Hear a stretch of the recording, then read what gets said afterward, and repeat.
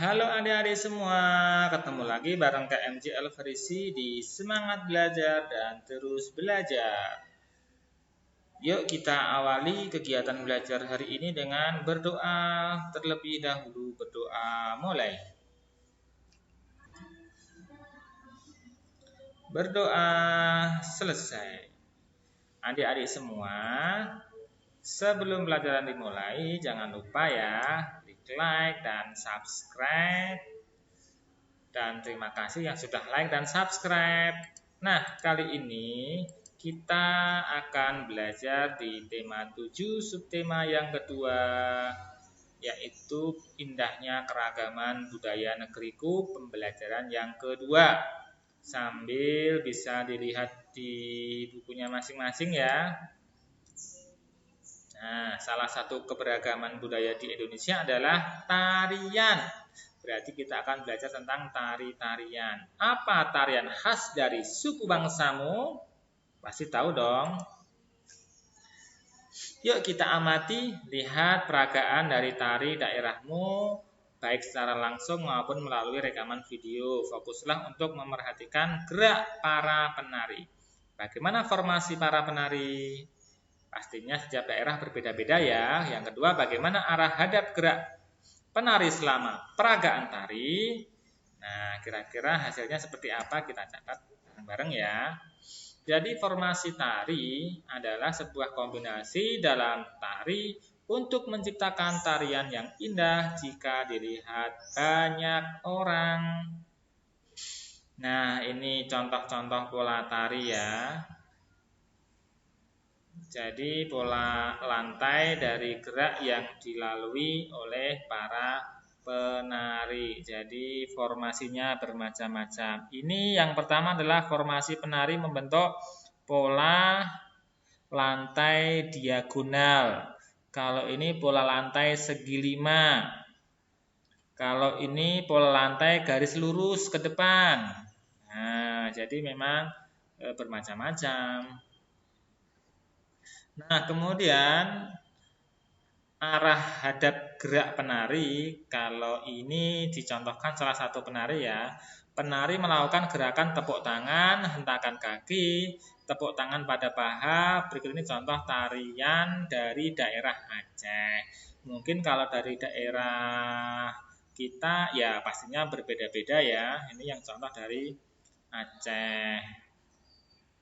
Kemudian pola lantai gerak tari. Saat penari memeragakan suatu tarian, penari kadang bergerak ke kiri, ke kanan, maju, mundur, atau bergerak membentuk lingkaran. Jika digambarkan seolah-olah ada satu garis imajiner yang dilalui penari selama menyajikan satu tarian.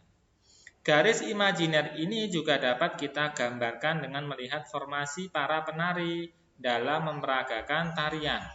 Para penari dapat membentuk formasi garis lurus, lengkung, segitiga, atau lingkaran.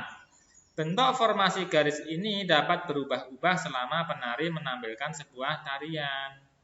Garis imajiner yang dilalui oleh penari saat melakukan gerak tari disebut pola lantai. Pola lantai juga merupakan garis imajiner yang dibuat oleh formasi penari sekelompok. Secara umum, pola lantai berupa garis lurus atau garis lengkung. Bentuk pola garis lurus dapat dikembangkan menjadi berbagai pola lantai, di antaranya horizontal, diagonal, garis lurus ke depan, zigzag, segitiga, segi 4, dan segi 5. Bentuk pola garis lengkung dapat dikembangkan menjadi berbagai pola lantai, di antaranya lingkaran, angka 8, garis lengkung ke depan, dan garis lengkung ke belakang. Perhatikan gambar-gambar berikut ini. Nah, ini tadi ya, penari bergerak melalui garis lurus ke depan. Kalau yang ini melalui garis diagonal. Ini melalui garis horizontal. Ini melalui garis diagonal. Kalau gambar yang ini melalui garis lurus ke depan. Kalau gambar yang ini melalui garis lingkaran. Kemudian formasi penari membentuk pola lantai diagonal, segi 5, garis lurus ke depan, zigzag, lingkaran, serta garis diagonal. Jadi ini yang oranye ini adalah penari dan arah hadapnya ya. Berarti arah hadapnya ini ke bawah. Ini juga arah hadapnya ke sini. Ya, bisa dipahami ya? Oke, terima kasih kalau bisa dipahami. Perhatikan contoh beberapa gambar tarian berikut ini. Ini adalah tari legong, sedangkan yang ini tari saman. Berdasarkan teks pola lantai gerak tari, coba tuliskan kembali pengertian pola lantai itu apa. Ya, tahu ya. Kemudian gambarlah pola lantai yang terlihat dari gambar dua tarian teks tersebut. Nah, jawabannya adalah pengertian pola lantai tari adalah suatu pola denah dengan digunakan penari yang digunakan penari sebagai petunjuk posisi pada ruang gerak tari. Pola lantai ini bisa juga dikatakan sebagai metode dalam penugasan penguasaan panggung atau teknik blocking. Pola lantai ini sangat penting utamanya pada jenis tarian yang dibawakan secara berkelompok. Yang kedua, tari saman. Pola lantai dari tari saman dari gambar yang pertama tadi ya adalah pola horizontal, yakni berupa pola dengan garis lurus mendatar ke samping. Pola ini disebutkan sebagai perlambang hubungan manusia dengan Tuhan yang vertikal dan hubungan dengan sesama manusia yang horizontal. Nah, sedangkan yang B ini ya, ini yang A tadi horizontal. Yang B tari legong berasal dari Bali. Pola lantai tarian ini adalah garis lurus dan melengkung. Kamu telah membaca teks listrik statik dan listrik dinamis. Nah, kalian tahu pengetahuan yang kamu ketahui? Listrik muatannya tidak mengalir, sepotong kertas kecil digosokkan ke penggaris. Kalau listrik dinamis adalah listrik yang muatannya mengalir. Contohnya adalah rangkaian listrik seri dan listrik paralel. Contoh gejala listrik statis ya. Kita bisa menemukan dalam rutinitas sehari-hari. Yang pertama, saat kita menyisir rambut tanpa kita sadari, terkadang rambut kita akan terbawa berdiri sendiri. Nah, ini tentang listrik yang pernah kita pelajari. Kemudian, yang ketiga adalah kain sutra yang digosok-gosokkan pada batang kaca. Pada peristiwa ini, benda tersebut akan bereaksi saling tarik-menarik. Kenapa bisa seperti itu? Setelah keduanya saling digosok-gosokkan akan terjadi loncatan elektron dari batang kaca ke kain sutra sehingga mengakibatkan batang kaca bermuatan positif sedangkan kain sutra bermuatan negatif. Ini hampir sama seperti pada penggaris yang digosokkan pada rambut. Yang keempat, penggaris plastik yang digosok-gosokkan pada kain wol, kedua benda tersebut umumnya memiliki muatan netral. Tapi saat kedua digosok-gosokkan akan menjadi loncatan elektron yang berasal dari kain wol ke penggaris plastik yang penggaris plastik menjadi bermuatan negatif sedangkan kain wol menjadi bermuatan positif.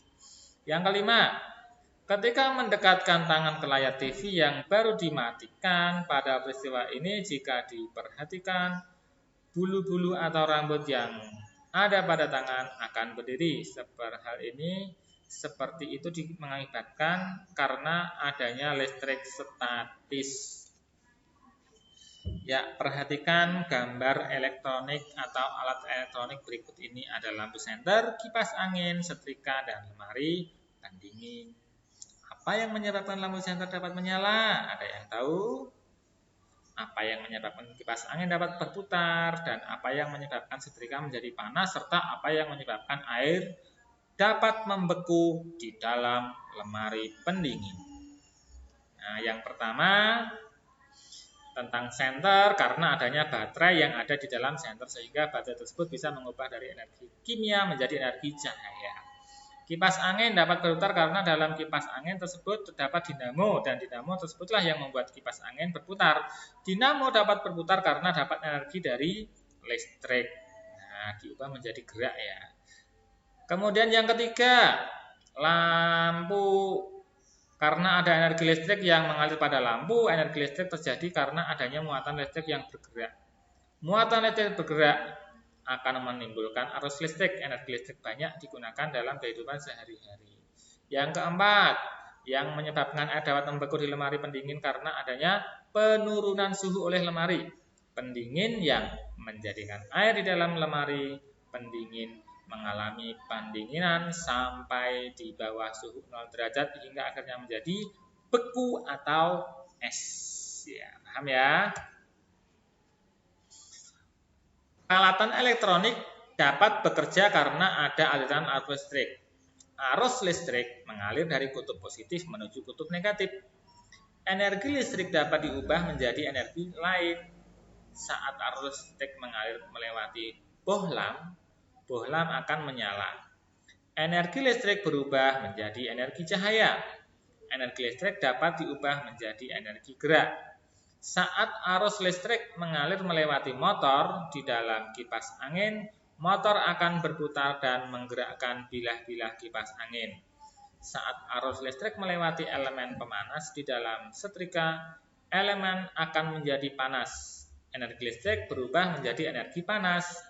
Pada lemari pendingin, arus listrik akan memutar motor pada mesin lemari pendingin dan membuat bahan pendingin bekerja. Ya, jadi hampir sama ya. Jadi saat ini alat elektronik menjadi kebutuhan manusia untuk mempermudah kehidupan.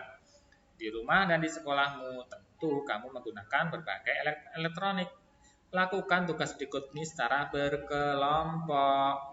Nama alat elektronik, kemudian fungsinya untuk apa? Misalnya lampu sebagai alat penerangan. Nah, gampang sekali ya, dan masih banyak sekali alat-alat elektroniknya. Contoh, kipas angin agar ruangan menjadi sejuk. TV supaya bisa melihat berita. Kulkas tempat menaruh air agar menjadi dingin, sayuran agar menjadi segar. Setrika agar pakaian bisa rapi dan lurus, ya. Magic jar sebagai tempat memasak nasi agar nasi tetap hangat. Blender untuk membuat jus dan air minum lainnya. Lampu sebagai penerangan ruangan. HP sebagai alat komunikasi jarak jauh. Komputer tempat mencari tugas. Jam sebagai tempat untuk melihat waktu. Nah, itu sebuah alat elektronik dan fungsinya. Sekarang nama alat elektronik dan fungsinya hampir sama ya, televisi, kipas angin, handphone, nah semuanya pasti sudah paham. Ya, jadi intinya seperti itu ya, indahnya keragaman negeriku, aku cinta negeriku, aku cinta Indonesia.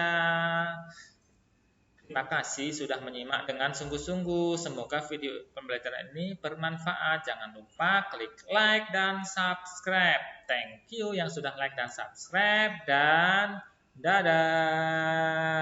Sampai ketemu di video berikutnya.